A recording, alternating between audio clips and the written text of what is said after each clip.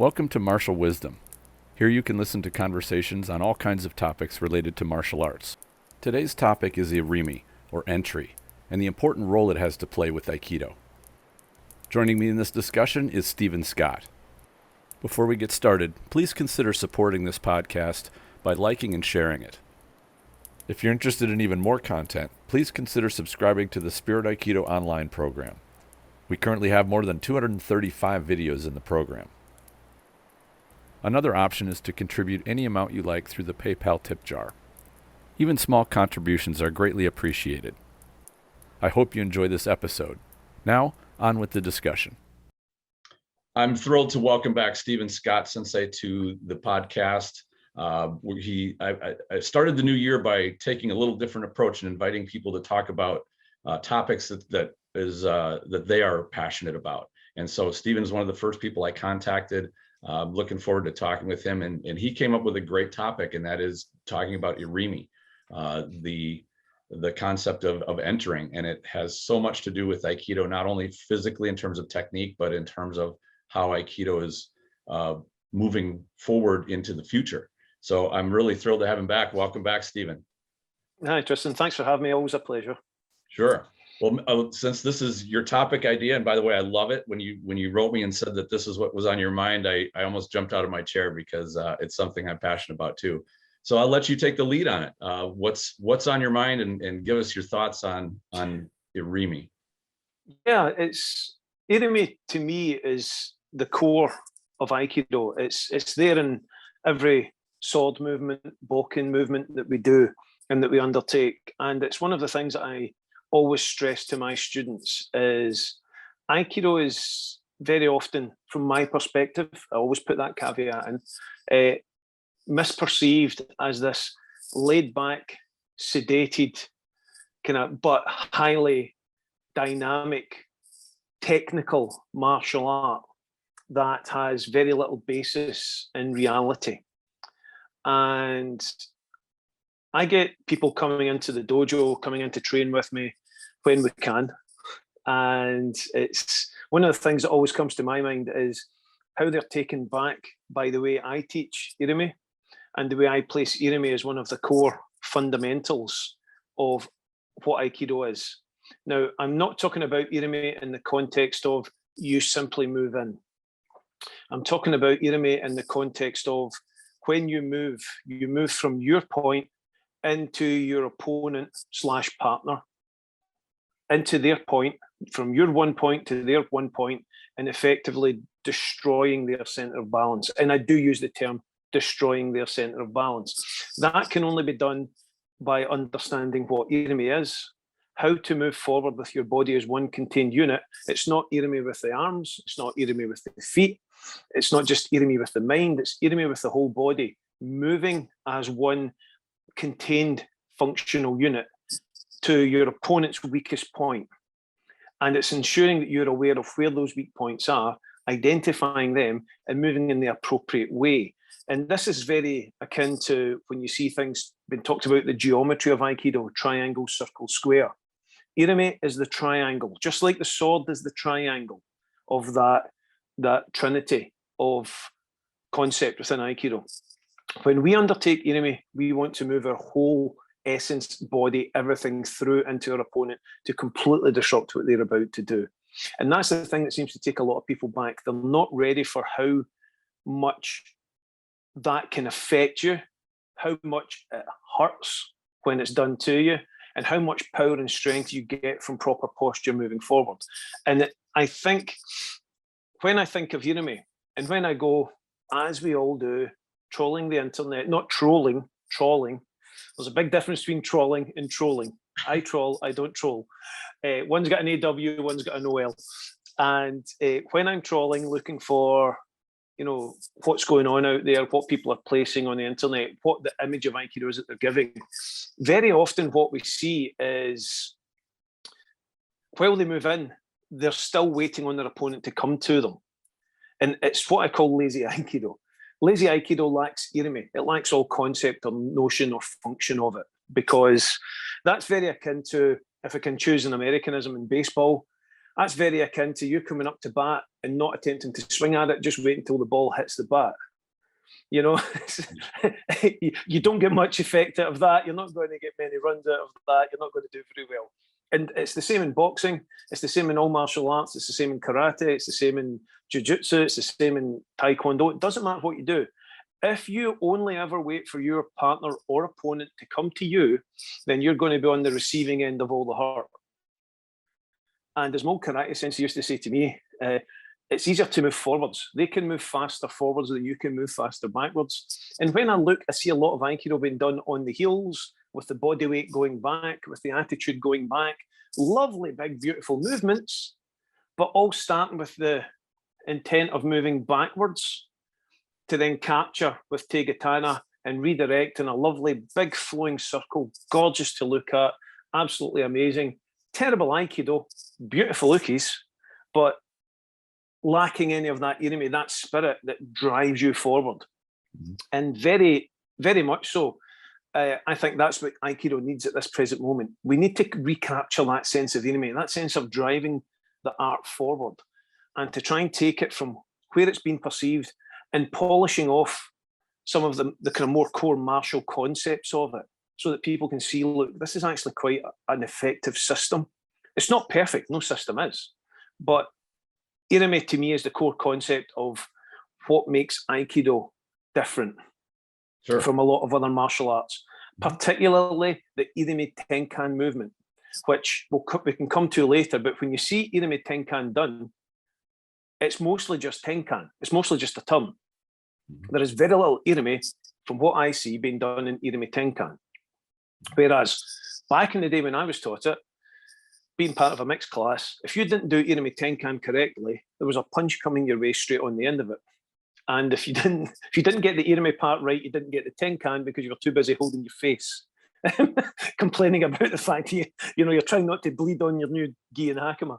It was a very different way of working. And nowadays, some people may see that as a bit too abrupt, a bit too sore. But it taught me an awful lot about how to move and how to take someone's posture to disrupt their ability to attack you. And that's the core concept of what Irimi is about to me. It's about attacking your opponent's center, just like we do with the Bokken. You know, when you contacted me about this, I got my brain buzzing. And you covered, I think, one of the things that I think we really need to discuss in here, and that is kind of three different things about Irimi. Firstly, why do it? Because a lot of I see the same things that you have. A lot of Aikido practitioners are very Tenkan focused. They're very passive in their focus, and will often challenge, well, why would I enter? The second is when, and then third is how, because those are kind of the techno. But if you don't answer the why, explain the reasoning behind the entering, the rest kind of fall by the wayside without having a justification. And in my mind, entering is essentially applying or asserting yourself. And if you look at it as from the way of strategy, there is a time to enter to your opponent. And if a wise strategist will see when those opportunities present themselves, or they will create those opportunities, that's the how and the when. But the idea that your entry is what ends the conflict.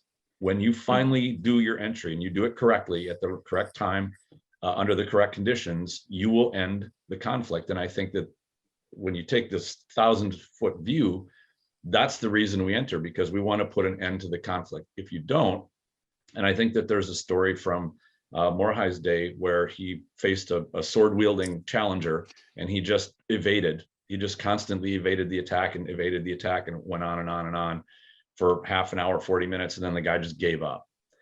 And there's an account from an ancient, there was from the original Olympic Games back in BC, there was a competitor that did the exact same thing. He never would strike a blow. He would just always evade. And eventually he would wear his opponents out just because of exhaustion. And, he was very well conditioned, very well trained, but he didn't get into the offense at all. And those two accounts made me think they both had a couple of luxuries there. Firstly, they had all the time they needed. There was no deadline. Secondly, there was no other attackers. So there was no urgency to end that conflict. So really you're talking about, in both cases, more of a sporting environment, an isolated, almost a perfect one-on-one duel type situation, where in reality we will not be guaranteed that. We will not be afforded necessarily time. We won't be afforded one attacker only. We might have to end a conflict in a timely fashion. And so to me, that's where within strategy, there's a time to assert yourself, a time to enter, and there's a time when entry would be dangerous, too dangerous to do. And that's when you avert, avoid, turn, what have you. And I think that like yin and yang, those two aspects from a strategy standpoint have to be balanced. And a wise strategist merely sees and knows now's the time to enter, or now's not the time to enter. I need to slip or evade or buy range or cost time, things like that. And from what I've seen with Aikido, contemporary Aikido tends to be imbalanced heavily towards Tenkan, or towards avoidance, absorbing, and that sort of thing. Would you agree? Yeah, absolutely. And it's the Tenkan movements are, I love doing Tenkan. Absolutely love doing Tenkan. It's great. It's great fun. And back when I was, younger and my body wasn't so broken, I used to love receiving techniques that were being applied from Tenkan, because you really feel that momentum build up, and then you can let yourself go and really enjoy being an uke and trying to master the art of, not hurting yourself and being thrown properly and staying on point with the technique and helping your partner learn. Great. But as you say, when we hear about these stories, and sometimes it's because of these types of stories with O-sensei, perhaps that's why there's more sway towards the softer side of Aikido, because someone could use that as a basis. Well, once O-sensei faced a swordsman and he never struck a blow, he just evaded. Yeah, that's, as you say, yeah, that's great. It sounds lovely. But yeah, it was a perfect situation with no pressure, agreed rules of engagement. People on the sidelines ready to intervene, I am sure, if something went wrong. The swordsman was just trying to get into a position where he could show superiority. I'm sure he wasn't actually trying to cut him down at that point, because I don't see O-sensei being that stupid. Yeah, sure, come and attack me with your sword and kill me if you want. Yeah, no, I don't see that happening. But everything gets mystified and the legend grows and all that kind of thing. I'm not saying it didn't happen, but what I'm trying to say is that the concept of what might have been happening has most likely been skewed. So on the one thing I would want to jump in and add here, and that is from my experience in full contact martial arts for a long time. Yes, you can do that, but you have to be perfect in every one of your evasions. If you make one mistake, you're done. And so that's yet another risk. Yeah, absolutely. As you're completely right, Tristan, is that you have to be on point consistently, and it's much more difficult to defend than attack. Yeah, and if you are more experienced than your opponent, like vastly more experienced, it's easier. But if he's at your level, it's extraordinarily difficult to make every one of your evasions and every one of your dodges and make it perfect, as well as being in good enough condition. Because if he's as conditioned as well as you are, or in better condition, now you could run out of gas. And if you run out of gas, you're going to miss an evasion and you're done. So there's a number of factors at play there. Yeah, absolutely. And that's one of the reasons why Irimi is that aspect of attempting to control your environment. And as you quite rightly pointed out, there are times when it's acceptable to attack, and there's times when it's unwise to attack. And I'm not saying that everyone should just run in head first, straight into whatever comes at you. The prime example of that's probably why Johnny Lawrence didn't win the All Valley, because he didn't attempt to block this. It was an illegal kick to the head, but he ran straight into it and made no attempt to block it. So sorry, Johnny. Led with his face. He led with his face. So, but without that, we wouldn't have Cobra Kai. So yeah. And one of my favorite examples, and I found many students resonate with this, is really the perfect expression of Irimi is walking through a revolving door. If you step forward at the wrong time, you're going to catch a door right in the face. But if you wait for your moment and you enter, that's when you get through the door, and you do it safely. And it's just a simple matter of timing and placement. It is, yeah. And we have to also understand that Aikido is a martial art about control. Mm-hmm. It's not necessarily a martial art and a study of an art or a martial system that is there to try and necessarily harm people. It has extremely dangerous techniques, you know, that are also extremely complex and difficult to perform. So yes, against a resisting opponent, a lot of what you see in Aikido won't work as you see it done in a technical format. Mm-hmm. It requires something to break your opponent's concentration, break their posture, break their stance. And that's why I use the term destroy your opponent's structure. Mm-hmm. And you'll see this very much so. And there are other martial arts that do the same very differently. Wing Chun does the same. They don't destroy your structure, but they see this center line through your body and they'll attack on that center line. They'll not want to give up their center line and will want to control your center line while moving forward. That's Irimi. We do it in Aikido. We'll do a triangular movement to the side, then move forward. Mm-hmm. For example, using Sokumen Iriminage. That itself is a direct form of Irimi, where you come to the side, then move diagonally through your opponent, cutting through their center line from an angle. And that's the triangular aspect again. Mm-hmm. When it comes to dealing with strikes in aggressive situations, it makes sense to employ Irimi rather than Tenkan. Okay, because if you're going to be struck, you want to control the attacking limb, whether it's a kick, a punch, a head, whatever, when that's on the drawback, not when it's on the way forward. Or if it is on the way forward, you want to get in and control that attack as quickly and swiftly and efficiently as possible. Because you don't want to wait until that strike has built up maximum momentum at the perfect distance to connect with you. That's where most damage is going to be done. You want to connect with it before it gets to that. That's what allows you to redirect it. So the Tenkan itself struggles if the Irimi is not employed with it. Irimi is there to capture, enter, capture, and destroy and re-control, give your aspect of control onto your opponent's attacking force. Without that, the Tenkan becomes extremely difficult unless you have a 100% compliant uke. You know, years ago, I came across this saying that said, every Tenkan begins and ends with Irimi. I agree. Yeah, and should do. Once I heard that and I started realizing when Tenkan works and when I tend to fail with it, it fails when there's no initial Irimi. It's a small one, but it's that you take the range at which you do your turn. And then I heard the reverse of that, which is that every Irimi begins and ends with Tenkan. That one was a harder one for me to start to see in action, but the first one definitely. And I think that there's a little exercise that I do with people to kind of drive home how effective. And I think what you're talking about with that Irimi is interception. You intercept the attack before it fully forms up and becomes powerful. And what I'll do is I'll have a student stand there and then a ways away from me, and I'll say, I want you to approach me like you're just going to punch me in the head. And they'll sort of walk or run up and they'll drill where my head is. And I say, all right, back up and do it again. And they do it, and I take a step towards them just as they approach me. And I suddenly see, you know, that like their targeting computer just gets jostled. And I said, did that disrupt you a little bit? Like, I'm not hypnotizing you by saying that you can't attack me. You certainly can. But when I don't apply any pressure and I just stand there and I let you come forward and hit me, you have nothing to worry about. Or if I back up, that just lends you confidence.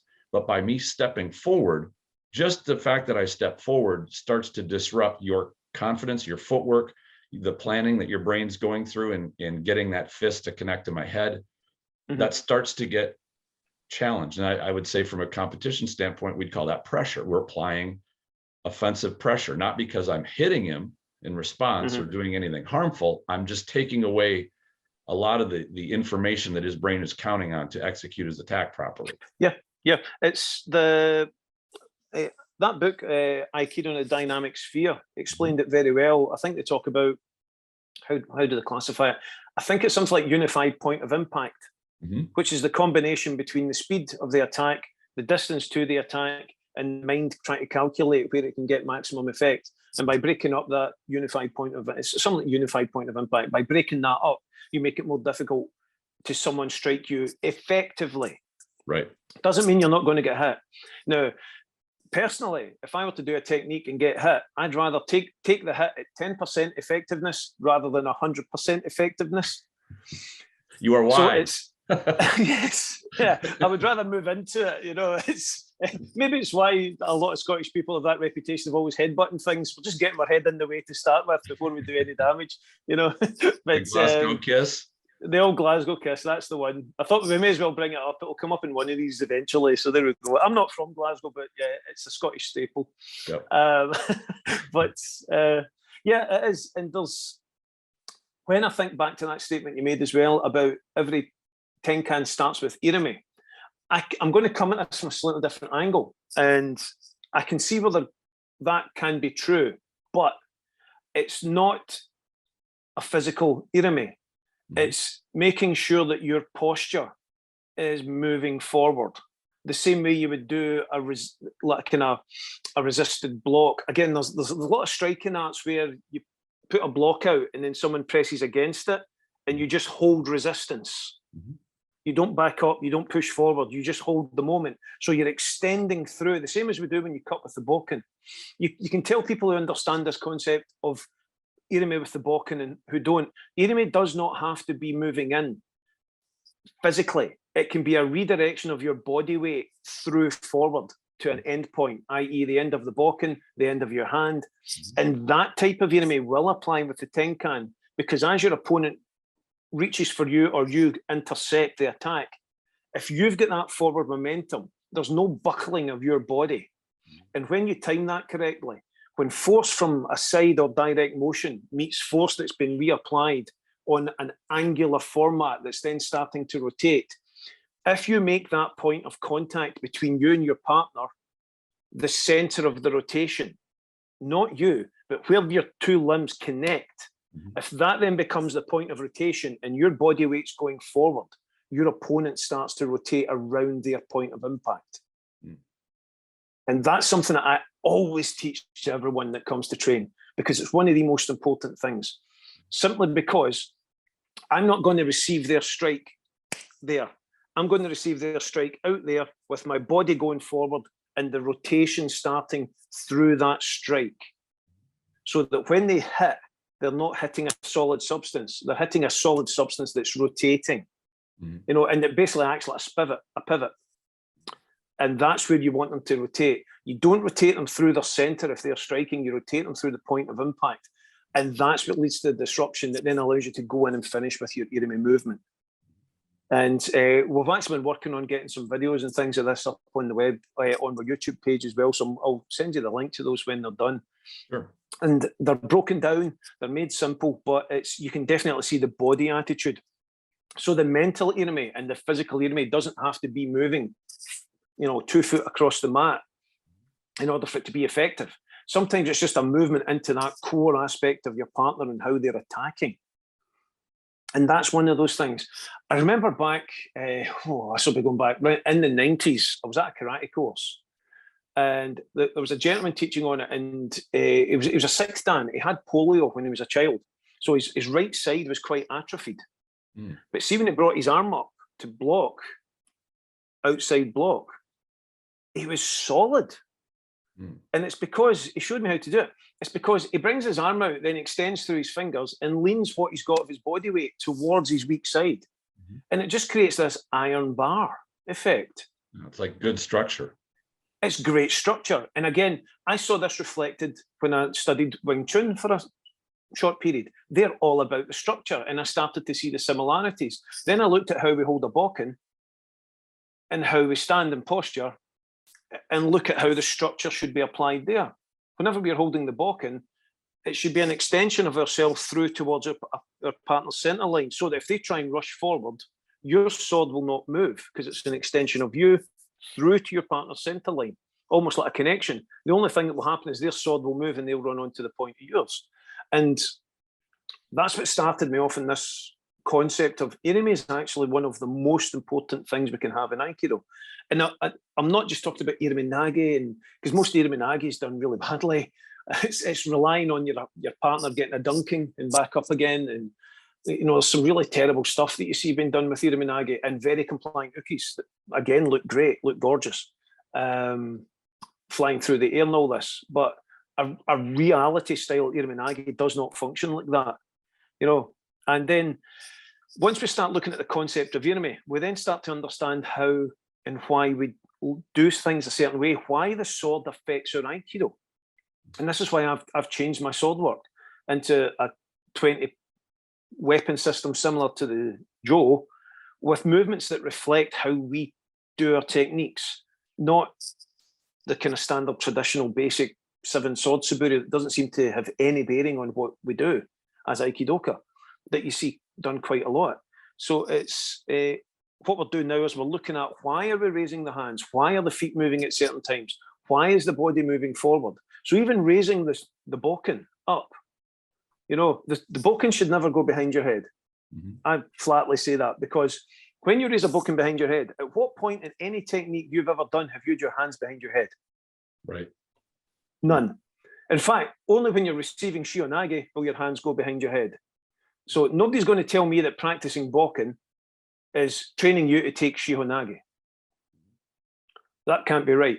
Practicing Bokken because you don't move in a straight line forward when you're receiving Shihonage, that'd be putting yourself into position, then running your feet away. It doesn't make sense. So when we look at why we're using the Bokken, when you raise the Bokken, you're deflecting. It's a straight deflection up your center line. When you are raising the Bokken, your feet should be moving in accordance with the raise. So when the raise comes up, the feet should be moving in closer together. That then means that if your partner changes what they're doing, you can still move back or move to the side. You've not committed yourself. If your front foot's the first thing that moves when you raise the Bokken, you've just committed yourself into an oncoming attack. That's bad Irimi. And we should be thinking about those types of things. Why do we move the way we move?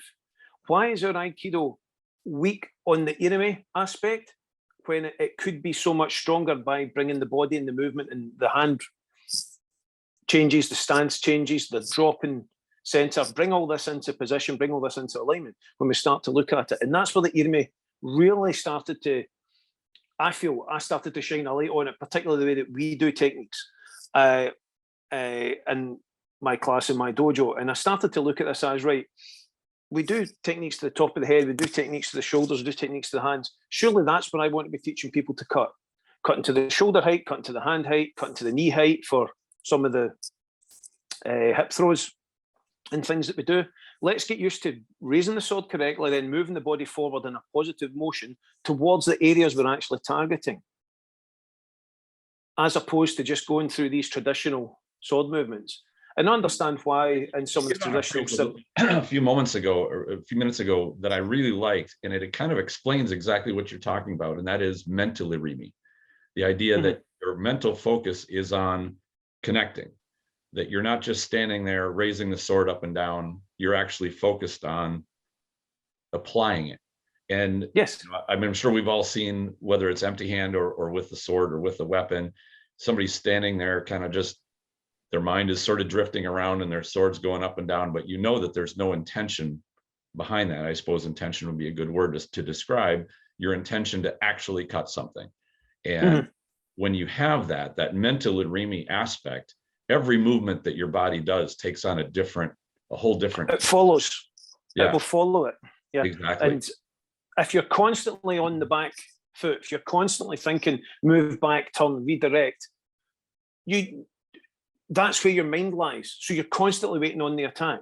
And it's one of the first classes I was at. I was asked to do a punch. Obviously, I was a second dan karate at the time, so I come in with a very strong gyakuski, slid in, good posture. He says, and he was like, "No, really try and hit me." And I thought, "Okay, he's an old man. I'm trying to." And I did. I moved in, and the little bugger just moved to the side and brought his elbow up, and I caught it. I caught it there, And I was like, "Oh my god!" And then he moved in for Sokumeni Ruminage. I didn't know that's what he did. I just remember thinking, "Oh, somebody's got hurt," and then realised it was me. Because it was a noise, but it was so subtle. But he moved in with his elbow, which pulled my head back, and that was it.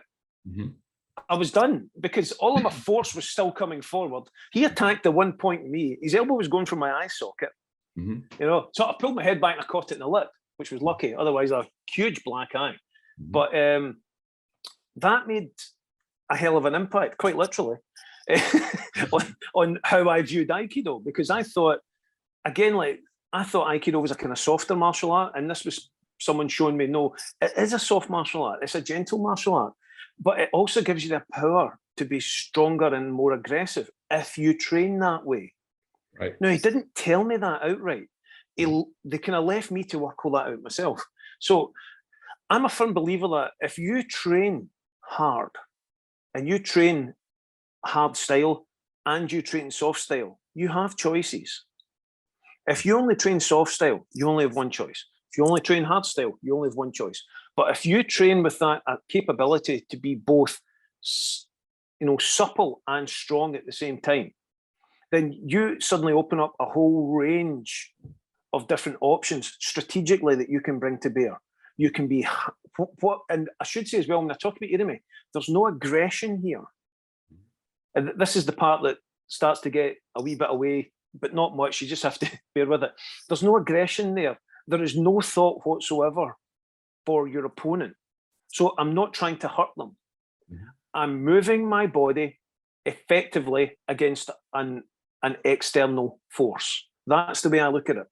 You know, the technique that you described is one of my favorites. And because it describes exactly what you're talking about and lets a student, like the first time they're exposed to that, feel what it's like to A, to enter, B, to do it protected, so they cover the vulnerable parts of their body, but they also, in one step and one motion, take away Uke's ability to cause them harm, at least for the most part, or cause them any serious harm, and take their posture, all in one motion. Now, years ago, I'd heard of this quote from Morihei, who said something like, self-defense is stepping off the line and cutting in one motion. And I've gone recently to try to look that up to confirm it. I haven't been able to find it, but it kind of brings that to light, what you talked about earlier, which was you do that offline entry step, that triangle step, and then you cut, whether the cut is with the arms, like we would call it a sayunage, but the supplementary Irimi nage, I guess it's got a number of other names too, but really you're protecting yourself, you're getting into an advantage position, you're covering in such a way that you're very hard to hurt, and then you're taking away, by positioning primarily, Uke's posture and ability to harm you. You're crowding their space. By placement, you're doing that. Now, the harder they're coming in, basically the harder they run into you. And what I've found is if you enter thinking you're going to jam your elbow into their head, you're probably going to lean and compromise your own posture. But if you think this no man's land between us, I'm taking it. Yes. Go in that position with that mindset. And if you run into me, I'm sorry, but you know, you're running into me, not I'm not causing harm to you. And you know, we'd always have this phrase, energy in is energy out. So the harder the attack comes, the harder you run into, you know, the shell or that atemi body, that striking body.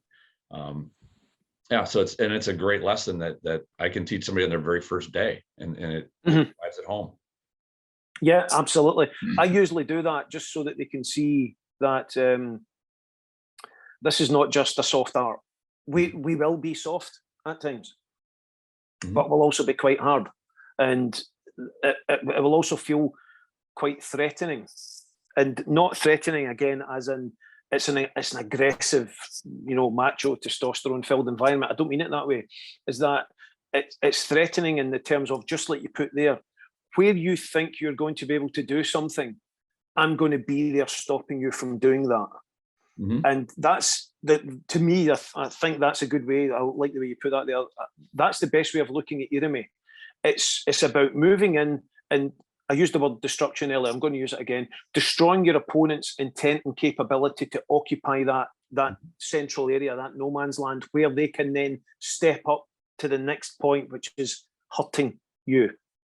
So if you're already there and you're already in and you're already controlling that environment, or you're forcing their body into a position through their own manipulations into a position where they cannot control that central environment, then that's Irimi, that's you succeeding.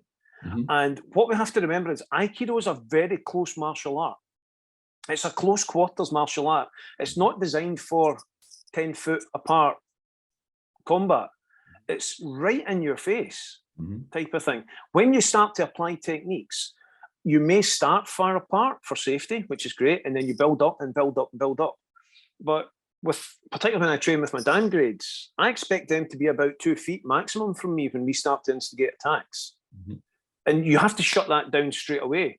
And it doesn't matter if you make the right decision or the wrong decision. The fact that you shut it down with that good, positive, mental Irimi attitude where everything's moving forward, bam, in you go.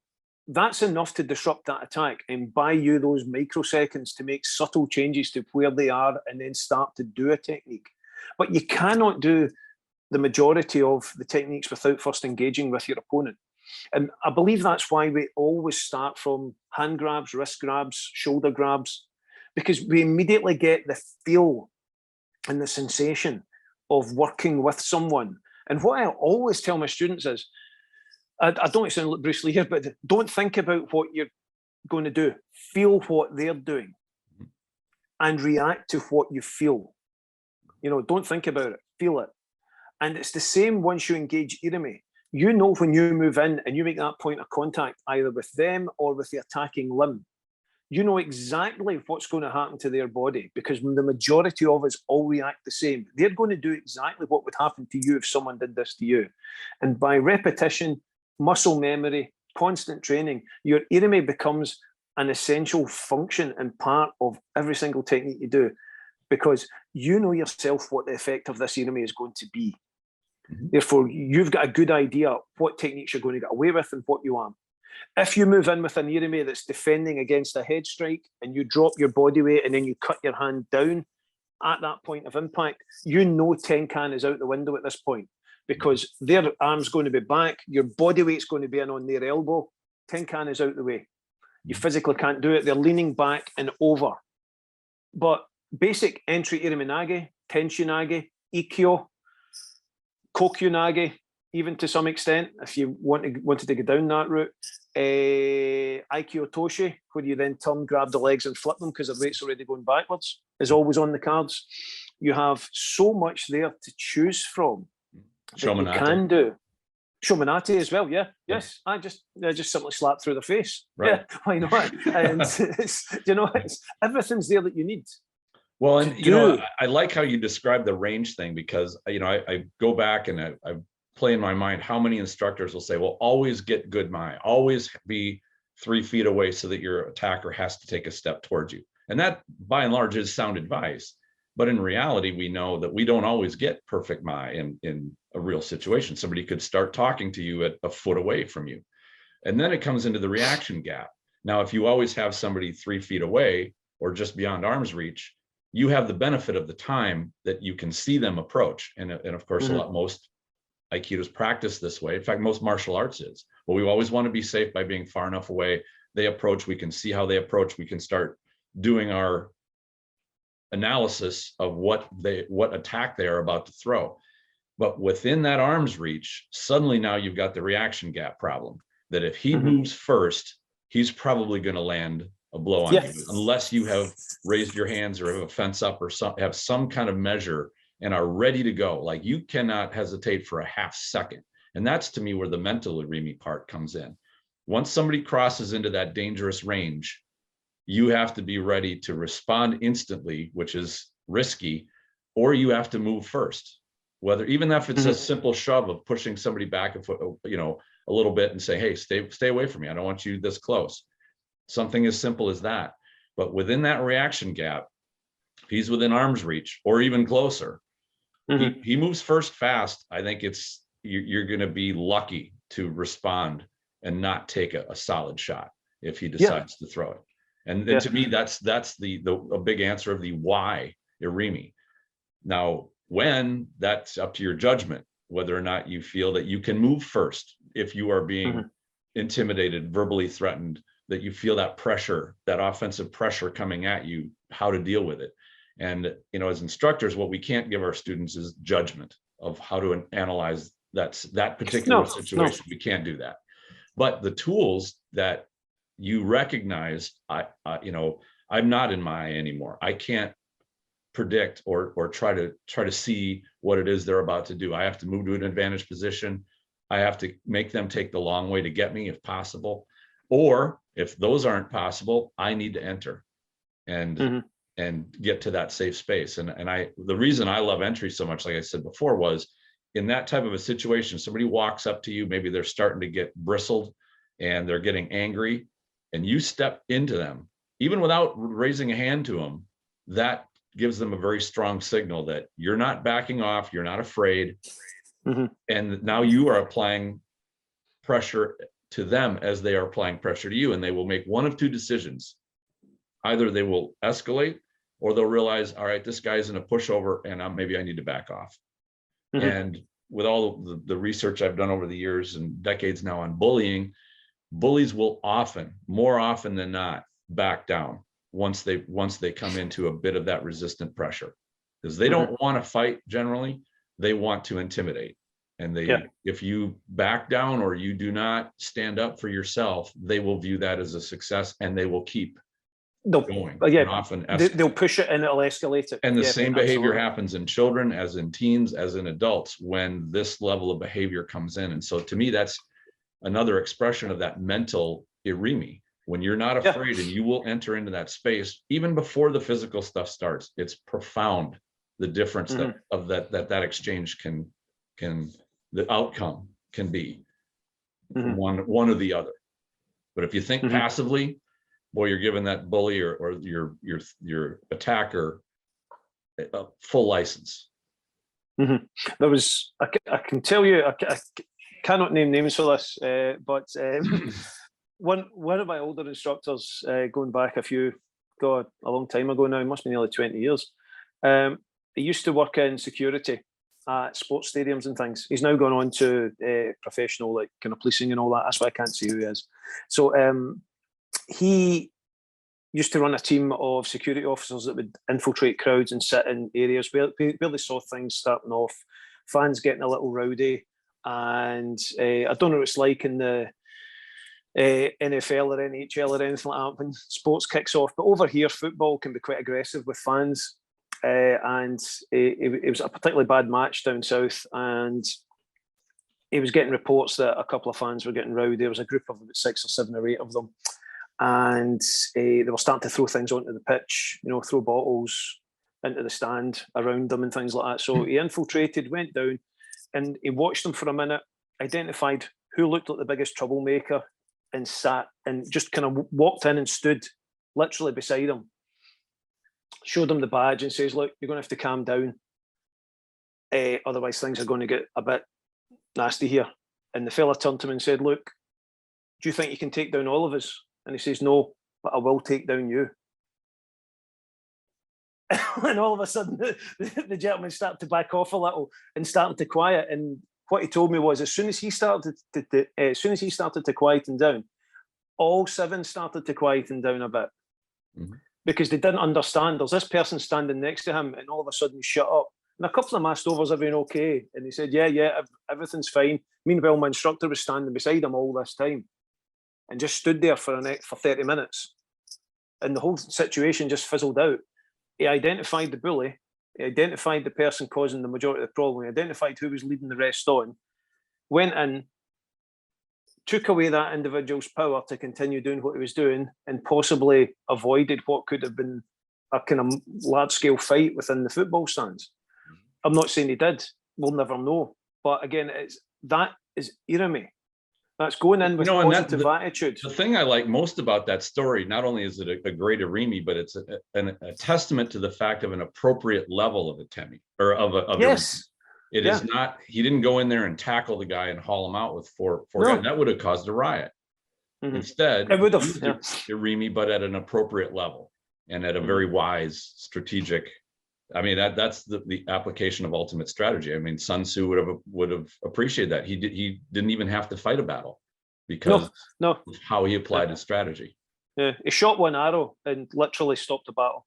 And it was a fantastic way to do it. And Yeah, he was an excellent instructor, but he was mightily capable.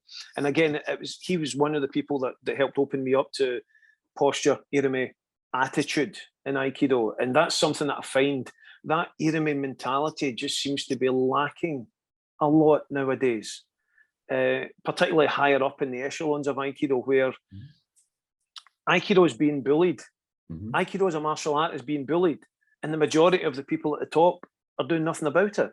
They're making no attempt to stand up for themselves. They're making no attempt to engage and say, look, I'm not going to fight you about this, but you know, this is what we do, and this is our thing, and this is how it works. Sure. You know, there's no attempt to resolve this situation. It's been left to the boots on the ground guys, you know, to take all the flack and all the nonsense. And I still get people every other week contact me, you know, how can you do that? It's rubbish. Why are you doing this martial art? It's crap, you know. Steven Seagal's a such and such. And I'm like, yeah, well, I'm not going to, you know, that's he's nothing to do with me. Why are you bringing him up? You know, it's like, we share the first name, Whoopee. Yeah. No, it's, yeah, all you Stevens are like. Yeah, that's it. Yeah, we're all. Well, you know, I want to say too that, like I said before, with Tenkan and Irimi, to me, they are two tactics, if you call them that need to be in balance. And it's not as though Irimi is superior, but it clearly, like in the example that you just showed about or talked about with in the football stadium, Tenkan buys you time.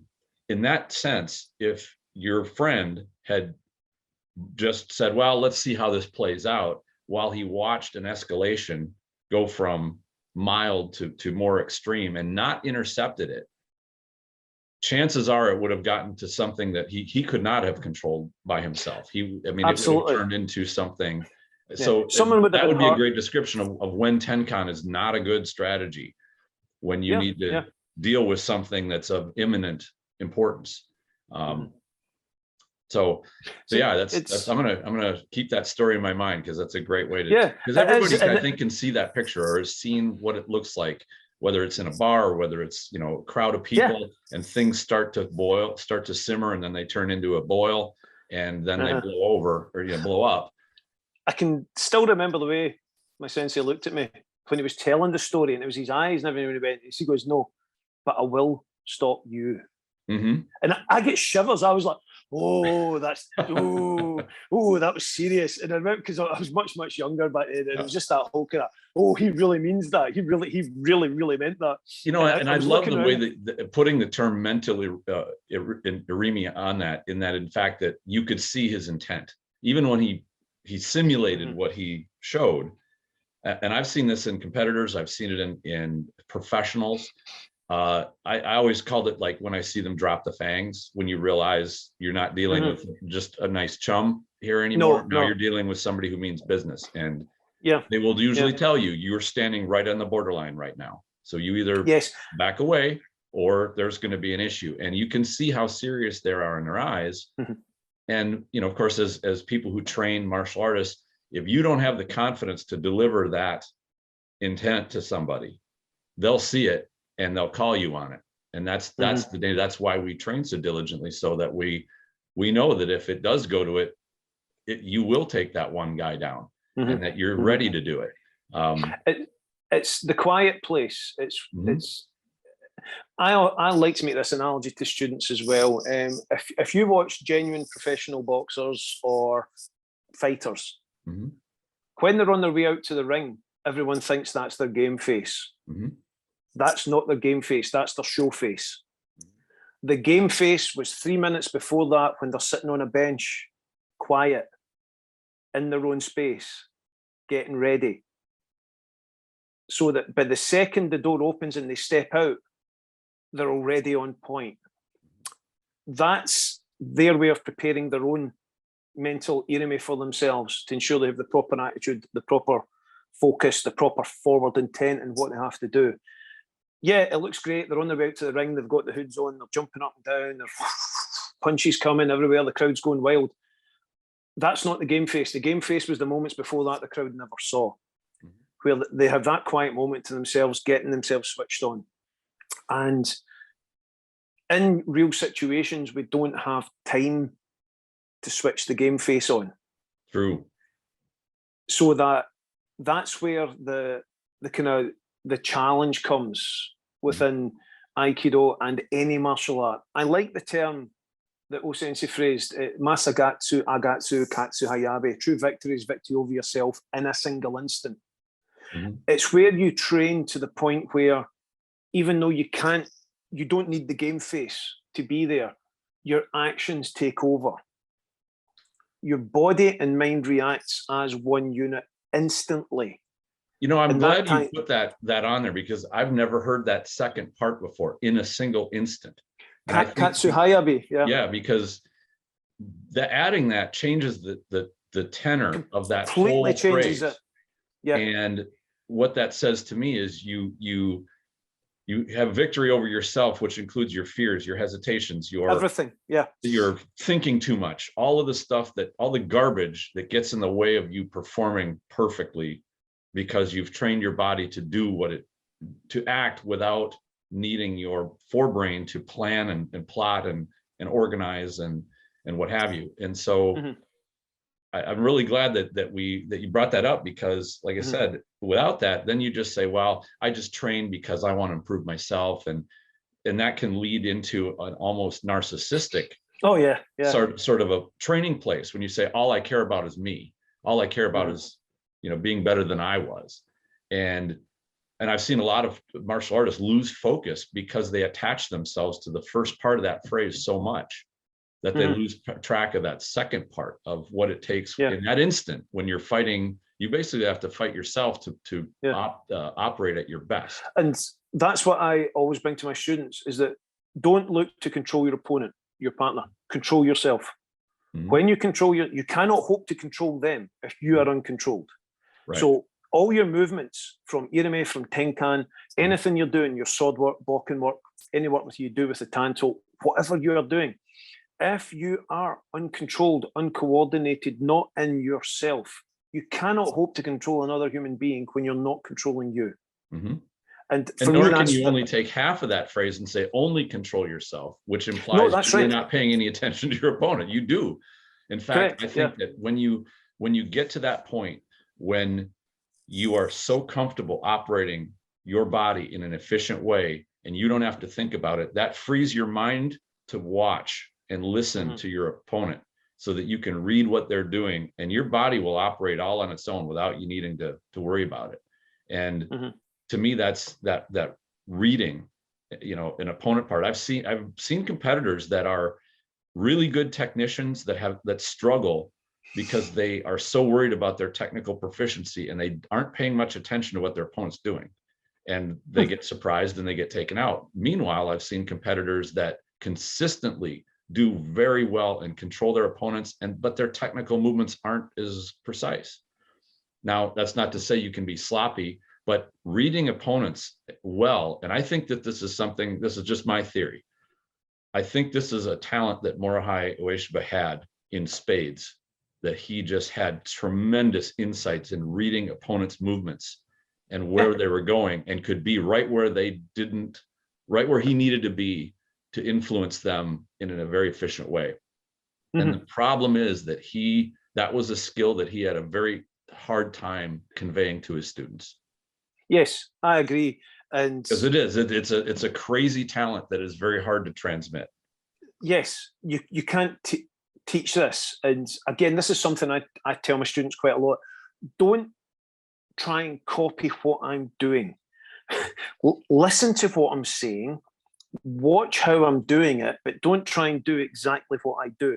I'm a different size, shape, age, mentality.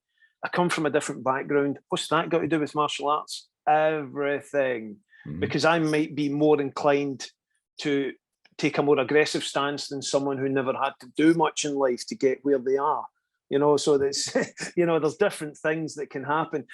All of our life structures how we react as a martial artist. And, if you're downtrodden and oppressed, you're going to have a more aggressive bent on what you're doing. It's just a standard fact. If you're from a softer, easier lifestyle, you're going to have a softer, easier attitude to life. Therefore, adopting harsher things doesn't come naturally to you. I know I'm painting a blanket canvas across the whole of society when I say that, and I know there's exceptions to every rule.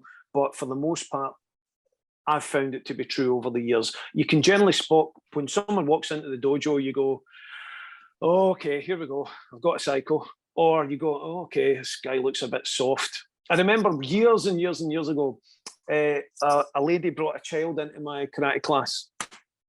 And this poor wee boy. Now, I've always been chunky, but this boy was round, and he was about 9 years old. It was the kids' class, and he's eating a chocolate bar, and it's all over his face. And the mother said to me, "Can you make him tough?"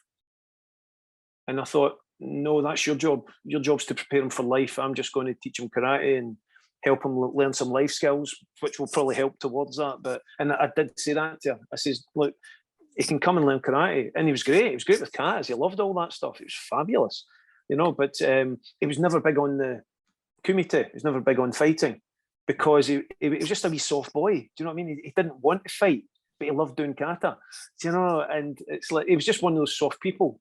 And obviously, you know, the mother and the father wanted him to be a much tougher guy, but he was never going to be that. Now, you can't take an apple seed and plant it and get an orange tree. It's never going to happen. We all have different things in life. You know, you plant an apple seed, you're going to get an apple tree. End of story.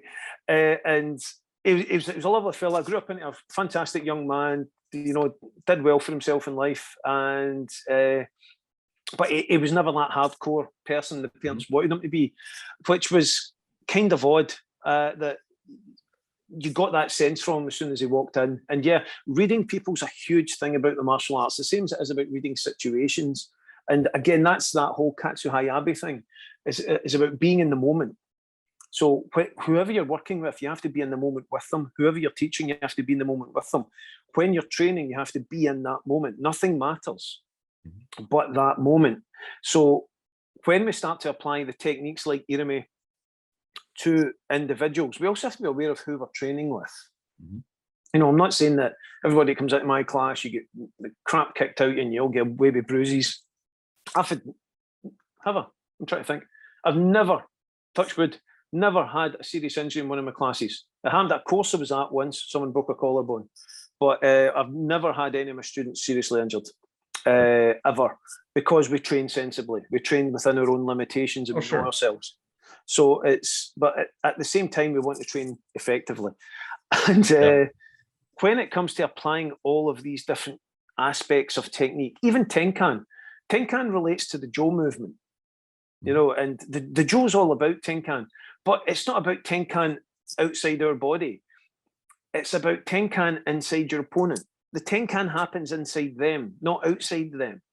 The rotation and turn should be a rotation and turn of their center. So whether you're displacing their center on a horizontal or a vertical or an XYZ three-dimensional axis, which is what you should be doing all the time. You know, whether it's just rotating the jaw and changing a grip and breaking someone's posture or altering the muscle alignment in their arms so you can then reutilize it and change direction with it. It's all the same focus. The Irimi aspect is still there with the Tenkan.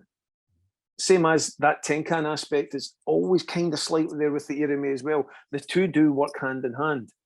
And it just seems kind of odd sometimes that when you have different people from different backgrounds, from different aspects coming in, that when we go to apply it, it still affects everyone the same. That's where I was going with that, is that it doesn't matter if you get the psycho coming into the class or the soft person coming into the class, they will all learn efficiently, and your ability to read who they are will adapt with how you apply each of these techniques and things to people.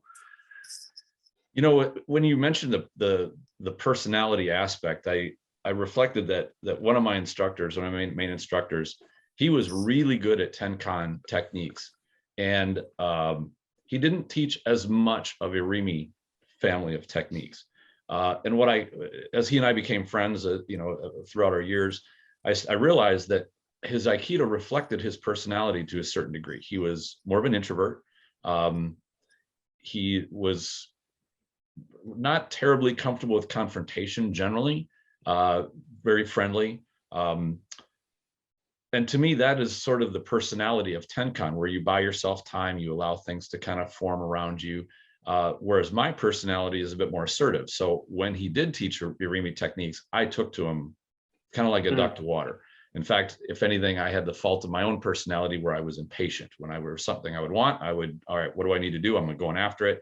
I was basically a Reamying all over the place. And what I found was that in learning, trying to learn to do Tenkan, that side of my personality, I started to see the value of it, even though at my core, I was the orange tree or the apple tree or whichever one it was.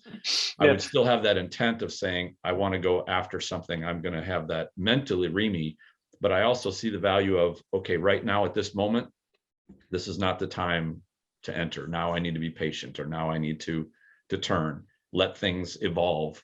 And I found that when I had business dealings or relationship dealings, that patience really helped me, where I, in my younger time, would have jumped in and probably done or said something stupid or made the situation not better. Just allowing things to take their time when that was the opportune moment helped me grow as a person.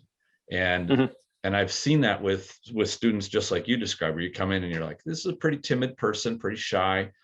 And I found that underneath their personality, is the way it is.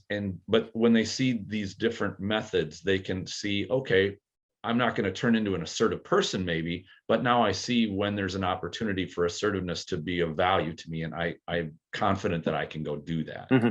And so I agree with you that, underneath that spirit that's underneath us will always be there.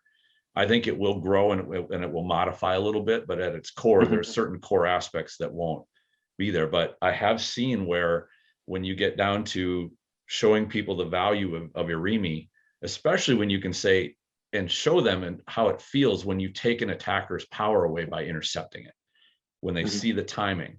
And this is actually brings me to the second thing I wanted to bring up. Just this last week or two, I've been filming some videos for promotion, for like a video promo for my dojo. And so I had a student, I said, all right, I want you to give me, we planned out the attacks we wanted to do. And I said, I want you to give me 100% vigorous, let me have it, like take my head off. And, I went to where the Aikido that I always wanted. And I, executed with, I try to do exactly perfect timing, which, I did for the most part. Every once in a while, we had an outtake that wasn't quite the way I wanted it. But when I went back and watched the footage, what I noticed was it looked like it was in slow motion. I'm like, I'm used to watching John Wick and action movies and all that stuff where everything goes really fast and the eye is drawn to speed and it creates that drama. And I watched the demonstrations. And I saw my student, and like, those attacks are at full speed, but it looks like I'm not moving very much. But then I thought, that's not a bug, that's a feature. And I did a lot of Irimi. There was very little Tenkan, because to me, in a self-defense situation, Irimi is going to be probably a more reliable tool, provided you have the right timing. And that's the other thing that I noticed, and this comes back from my competition days, when I was always wondering, how do I overcome somebody who's faster than I am? And it's, you can't solve that problem by just becoming faster, because there will always be somebody faster than you. And as you age, you don't get any faster. In fact, you get slower. You have to move smarter. And so as I watched this footage, I realized this is what I really want my Aikido to be. And that's the way all my martial arts I've tried to make, since I realized that when I was around 30, again, my body is going to get older. It's not going to get faster. So I need to learn how to move as smart as possible, which includes good timing and perfect execution, or as close as I can get to it. And so I was happy with what I saw for how it looked, because I haven't filmed myself in a while doing technique. So, you're always surprised when you watch yourself, because it's the one person you never get to really see. But the idea that you don't outspeed your opponent, you outsmart them.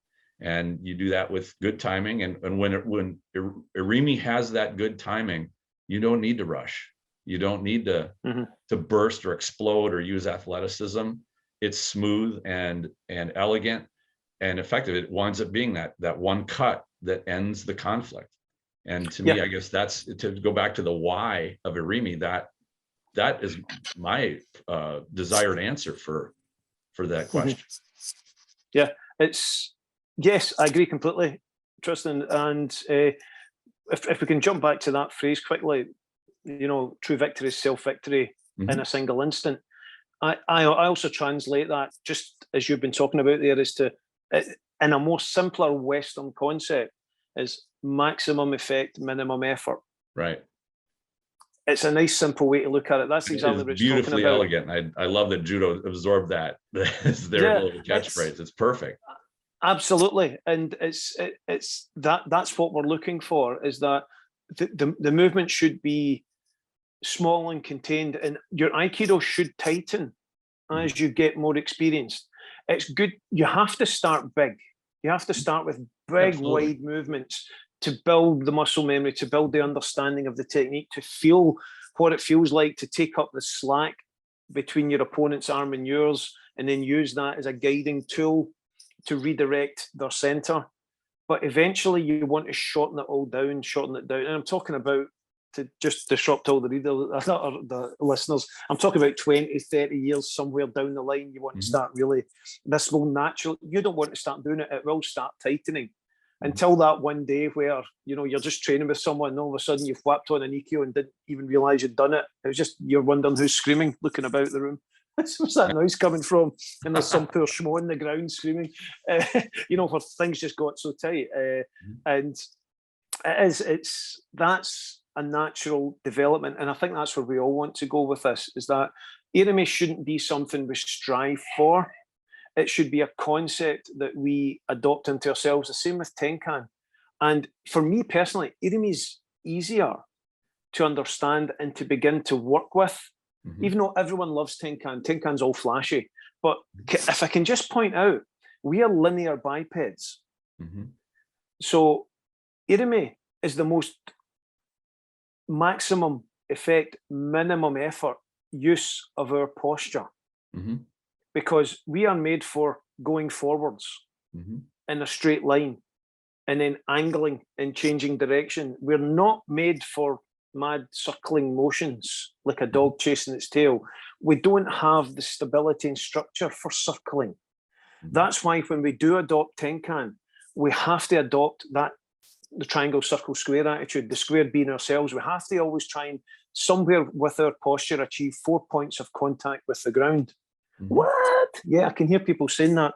Yeah, you can achieve 4 points of contact with the ground, 2 through your feet and 2 through how you alter your balance within your structure to give you at least a semi-stable foundation that's not easily toppled. It is possible. How you place your arms, where you place your hips, where you rotate your core, how you place your feet. You can achieve a 4 point contact, not directly, but, you know, projected downwards, you can do it.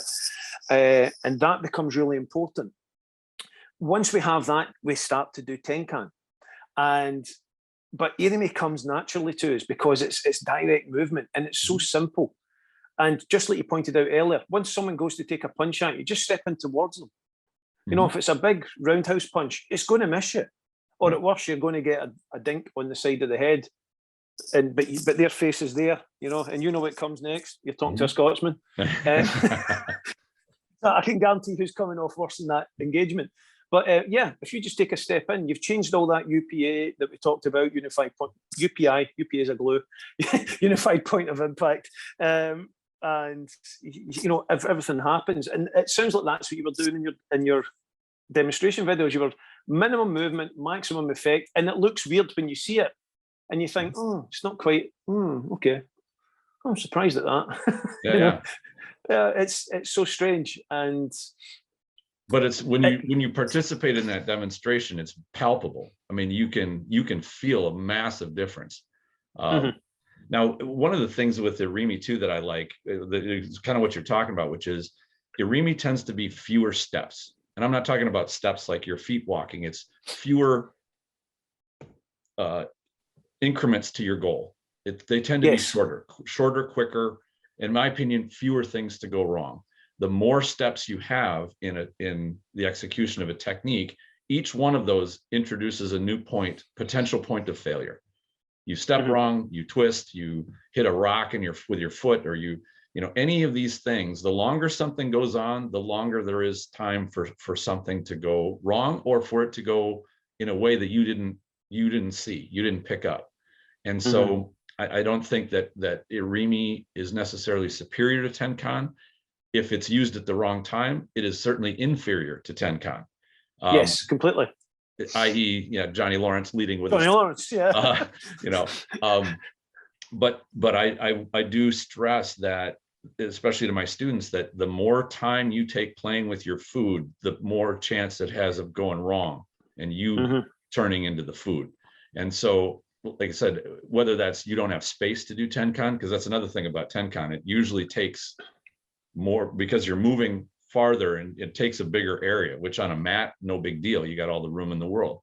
But you're cornered up somewhere, and you don't have much room.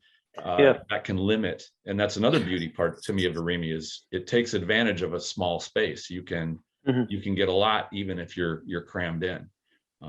So it's one of the things I tell my students, you'll hear me say this a lot, one of the things I tell my students a lot, what I also like to reflect to my students is to get a good Tenkan, you need an Atemi. To get an Irimi is your Atemi. I'm sorry, say that again. To enable Tenkan, you need to have an Atemi, a strike.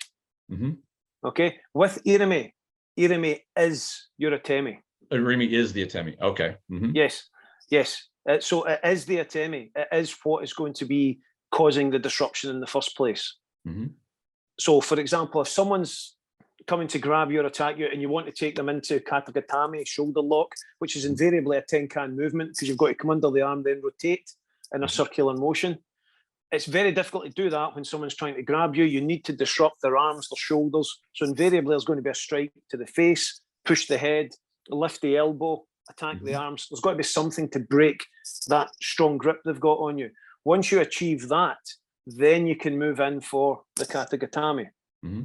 If someone were coming in to grab in the exact same motion and you wanted to move direct tenchinage, you move straight in, palm under the chin, tenchinage, part of the Irimi family, down they go. So one is the strike and one requires a strike. But as you say, they all have different basis. I usually find Tenkan is for controlling. Irimi is for dispatching, for want of a better word. And a lot of the Irimi movements are designed to put someone down without the need for, or without the capability for a direct control. You have to follow up in order to achieve control.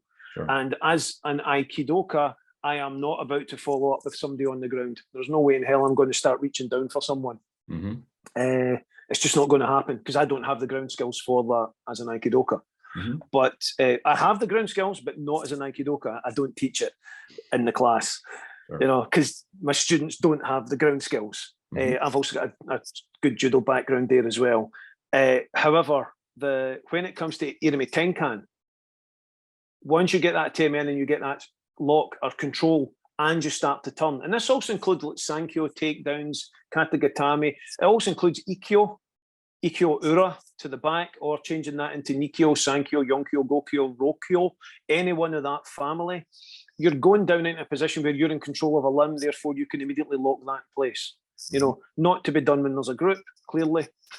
In fact, on a one-to-one basis, great. But for the kind of larger environment where you do not want to be going to ground at all, I usually find that Irimi techniques are the ones that you want to employ. Well, and Irimi is what finishes the conflict. And as much as you're turning and you're buying time, which you could even view as, like two opponents circling one another, it'll end when one of those enters.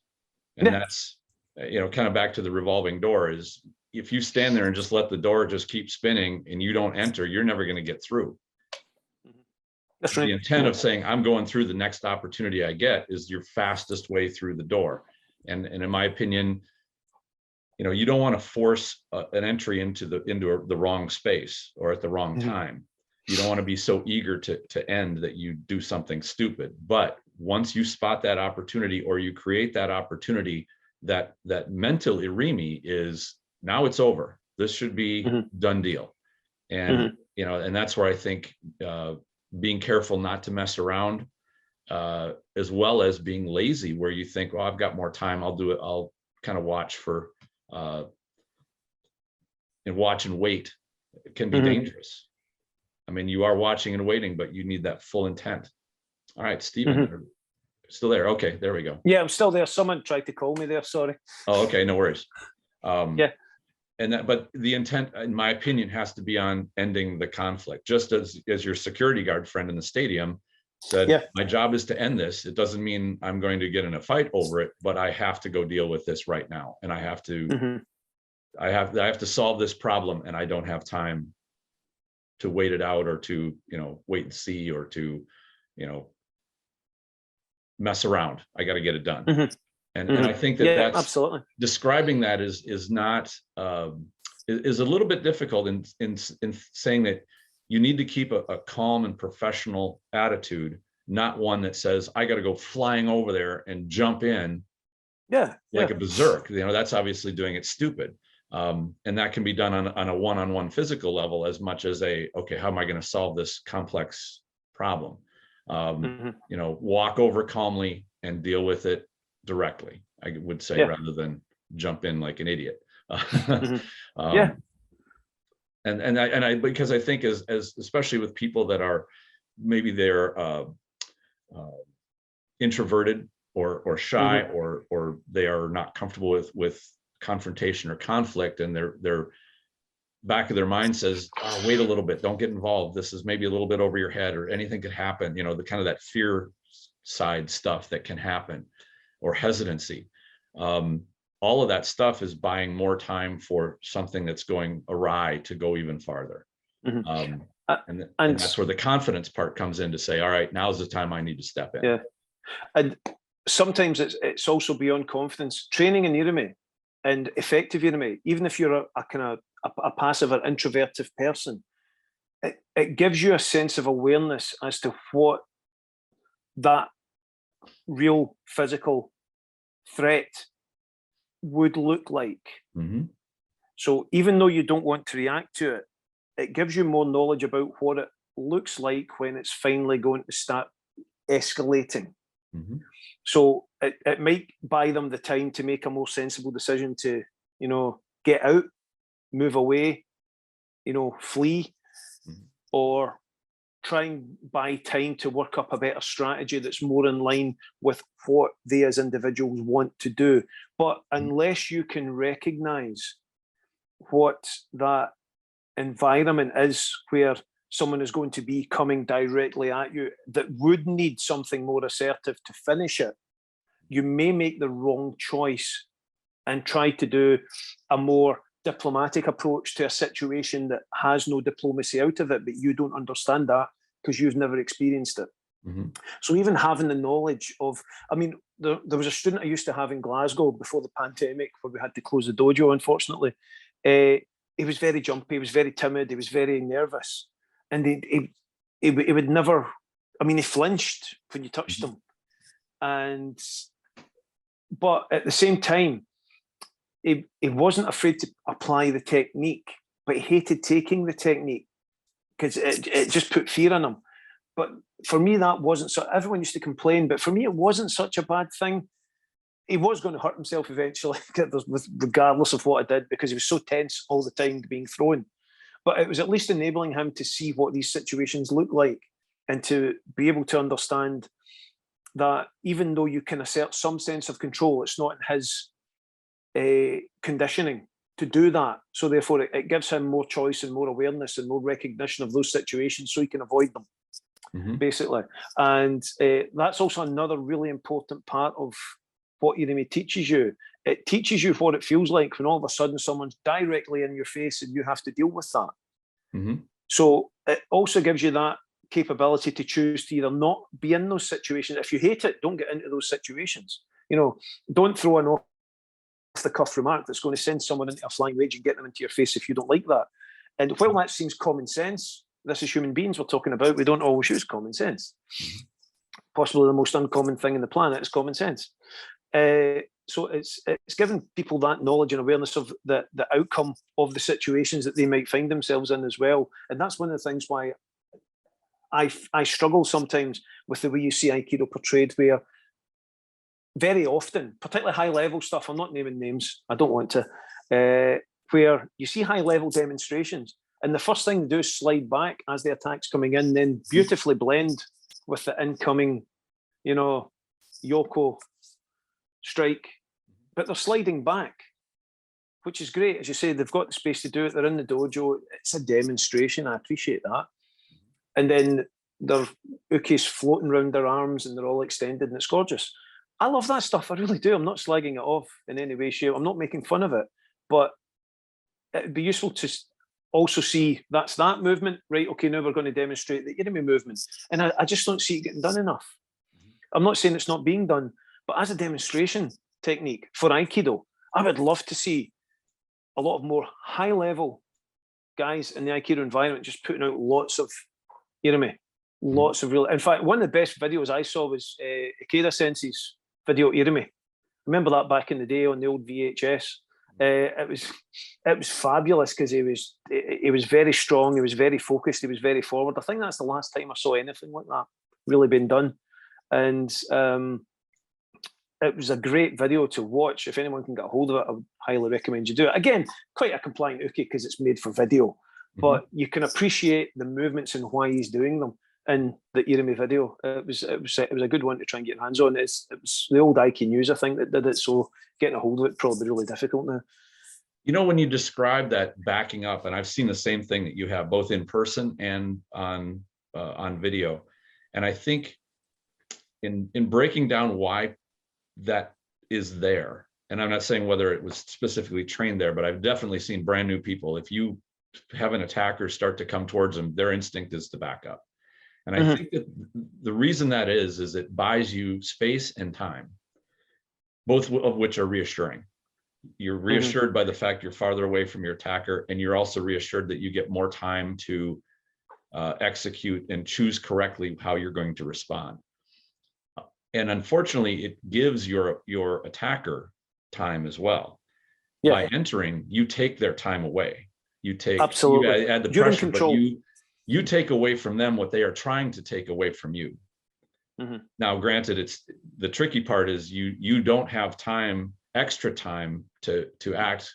You have to be trained to act with good timing without needing extra time. And if your timing is good and you're moving at the right moment, you don't need that extra time. In fact, it's a good thing to take away the time from that your attacker has, in addition to applying pressure like we talked about earlier. But that taking away, that's one of the things when I watch for demos, by the way, it's funny you mentioned that. I'll watch for whether or not Nage moves in, whether he initiates that contact and disrupts. And it's very subtle. It can be very small and even sometimes difficult to see. It's not a big motion. Even a little motion in is enough to be very disruptive. It can even be just moving the forward knee slightly forward and adjusting the body weight. Exactly. And getting that proper striking attitude. That can completely change how a technique's applied. Or even just a little bit of a, and this is even harder to see, but it's easy to feel, is that flinch of, you show that your intent of moving forward. The eyes open a little bit. You have just a tiny little shift. If an attacker sees that, often they will respond to it, like more often than not, just because they don't know what's about to happen. But if you're placid, you stay still, or you back up, you show clearly that you are not going to intervene or enter. And I think that's part of the mental engagement that goes on between an attacker and their target. And it certainly happened with me when I would compete. Is most of what was happening was not physical, it was mostly mental. And I encountered some very experienced people where if you get into that ring or on that competitive field, even if you're 10 feet away from them, you feel like you're walking into their kind of zone of control, because they are just so comfortable that they're like they have this is hard to describe, but it feels like they have control of the space and you're entering their space. And I'd go back to what you talked about with the boxer. How many times have you heard boxers say, that ring is mine? I own that space. That's the mindset that they get into, is I'm controlling all of that space in there. That's mine. And I'm controlling everything around my opponent so that you know, and to me, that's that sort of game face, or the mental attitude they put on. They're not waiting. They're saying this area is under my control. And to me, that is part of that mental Irimi. Is I've entered all of this space and now you're in it, and I'm Yeah. going to deal with you as I need to. And then it's the tools don't matter, whether it's, you know, boxing or wrestling or anything like that, but you feel it. It's tangible when you have somebody that has that mental attitude. Yeah, it's there as well in Aikido when we adopt our posture. And it's vital. That Irimi attitude, that forward projection is, I tell my students all the time, is that where my hands are on either side of my body, the tram lines either side of my body, extending through, coming into a triangular point in my middle, where my hands are extended, this is mine. You come into this, you belong to me. You know, and I am not going to then, we all have that perfect positioning where we can get maximum effect from our posture. So we don't want to be then suddenly extending our hands out beyond that where we lose power.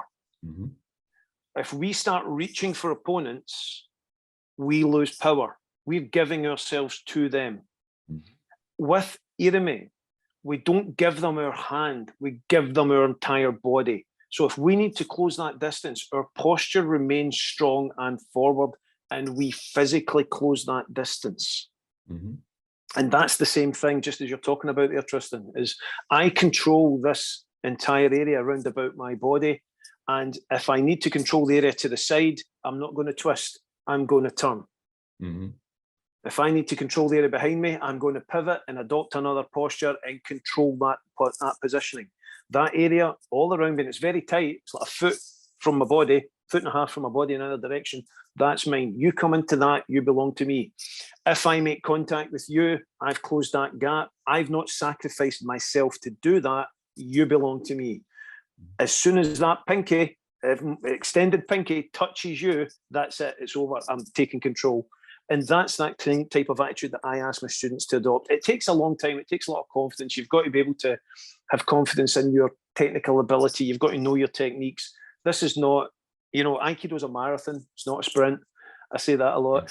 And it's about mastering yourself and knowing yourself enough to be confident to do that. But it's the exact same thing, is to get that through and to ensure that attitude comes across correctly. Yeah, that and you are able to control your environment. 80% mental. Aikido is a physical art based on it, but it's not a primarily physical art. It's primarily mental. And so you can even get into whether it gets into being a spiritual art. I mean, not a religious, but to the point where it starts to affect and grow your own, what's underneath your mental layer. Yeah. Like what you are deep inside. Yeah. Yeah. I mean, Aikido changes you as a person. It will make you a better person. And I honestly feel that. It will make you a better person, and it will make you a stronger, more confident person. But only when you take the reasoned approach to look at it for what it is. How you train is almost like a mirror into your own self. True. Expressed externally. You know, so for someone who's a bit more laid back, a bit softer, who doesn't want to be an aggressive person, or not aggressive, assertive person, Aikido allows you to train that way and to still gain confidence. If you're overly aggressive and overly assertive, it allows you to rein that in, but still play on your strengths. It allows you to do that. This is why I think Aikido is one of the best martial arts in the world, because it suits all types, as long as they're open to the learning and willing to put in the work that will help them do that. It's an amazing martial art for that. It truly is. It's a transformative martial art. It will make people more confident. It will give them joy. It will encourage them to look beyond just what they think they are and to encapsulate different aspects of themselves. You know, it's not the first time I've had a student training with me saying, do you know, I didn't realise that I had that kind of pent-up anger I didn't know about. It was only when we were training them I got really angry, and I just managed to calm it down. I couldn't understand why I was so angry. It's because I kept making a mistake, but I was angry at myself. I wasn't angry at my partner, and I was getting frustrated. I didn't know I had all that in me. And then I've just realised it's nothing to do with what I'm doing here. It's to do with my job. and I hate my job. You know, I'm like, okay, calm down. One epiphany at a time, please. Okay, let's just deal with the Aikido, and you know, afterwards we can go for a coffee. You can tell me all about how crap your job is and get some stuff off your chest.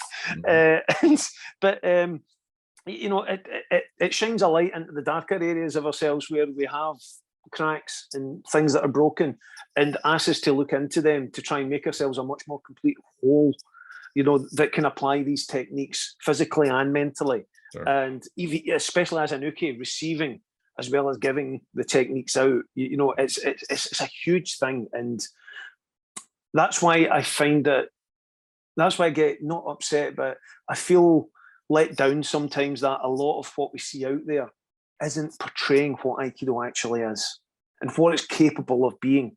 I mean, if we can just touch back on the Irimi aspect, if you ever watch any of the old footage of O-Sensei when he's doing Bokken work, I think it's on the old, it's not the Aikido video that Aiki News did, it's on Aikido Journal? Remember. Yeah, I think it's the Divine Techniques video that Aiki News released way back. I can't remember, but he's just doing random sword movements against students coming at him. The whole thing's spontaneous. It's in a single instant. But every single time they cut, he goes straight for their face with the sword.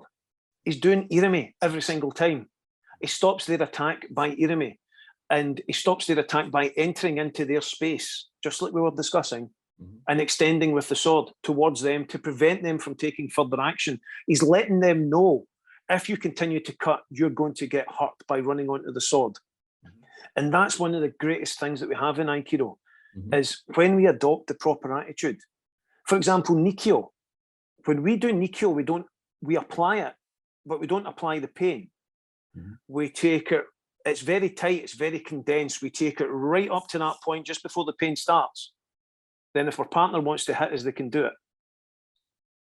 And as soon as they go to hit us, scream, down they go. And it's teaching them to get that aspect of control. They then do training where they then apply it properly. But once Nikkyo goes on and they're in pain, that's the end game of that technique.